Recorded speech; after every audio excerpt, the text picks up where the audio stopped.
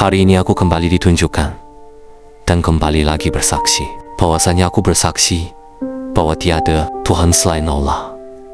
Dan saya bersaksi bahwa Nabi Muhammad adalah benar-benar utusan Allah. Ketika orang awam mau belajar, mengapa ahlinya justru merusak? Di negeri yang aneh ini, seringkali kita melihat pemandangan yang terbalik. Orang yang bukan ahli, bukan sarjana, bukan pakar, bahkan tidak memiliki latar belakang dalam suatu bidang, justru rela duduk berjam-jam untuk membaca, mendengar, bertanya, dan belajar agar mengerti.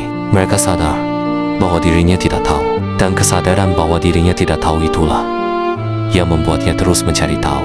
Namun ironisnya, sebagian orang yang telah lama berada di dalam suatu bidang, yang memiliki gelar, jabatan, pengalaman, dan pengakuan, justru berhenti belajar. Mereka merasa sudah sampai, merasa sudah selesai, merasa sudah menjadi pemilik kebenaran. Disitulah kerusakan sering bermula. Karena kebodohan yang paling berbahaya bukanlah kebodohan orang yang tidak tahu, melainkan kebodohan orang yang merasa dirinya sudah tahu segalanya. Orang awam masih mau mendengar, tetapi orang yang mabuk oleh kepakarannya seringkali hanya mau didengar.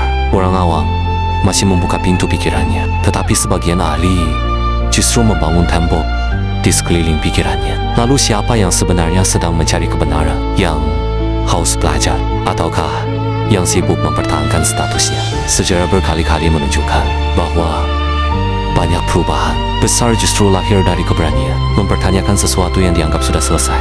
Sementara banyak kerusakan lahir dari orang-orang yang menolak dikoreksi karena merasa dirinya paling berwenang. Keahlian seharusnya melahirkan kebijaksanaan, tetapi ketika keahlian bercampur dengan kesombongan, ia berubah menjadi alat perusak yang jauh lebih berbahaya daripada ketidaktahuan. Sebab orang yang tidak tahu masih bisa diajari, sedangkan orang yang merasa paling tahu seringkali tidak bisa disentuh oleh pengetahuan apapun.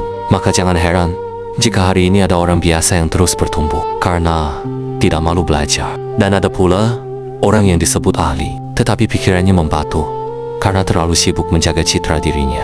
Ilmu yang sejati tidak membuat seseorang merasa lebih tinggi. Ilmu yang sejati membuat seseorang semakin sadar betapa luasnya hal yang belum ia ketahui. Karena pada akhirnya yang merusak sebuah bidang bukan selalu orang luar. Seringkali yang paling berbahaya justru mereka yang berada di dalamnya, tetapi telah kehilangan kejujuran untuk mencari kebenaran. Dan ketika seorang ahli lebih mencintai egonya daripada ilmunya, saat itulah keahlian berubah menjadi bencana. Bukan karena ia tidak pintar, tetapi karena ia berhenti menjadi pencari dan mulai merasa dirinya adalah tujuan akhir dari pencarian itu sendiri. Salam sehat Nusantara.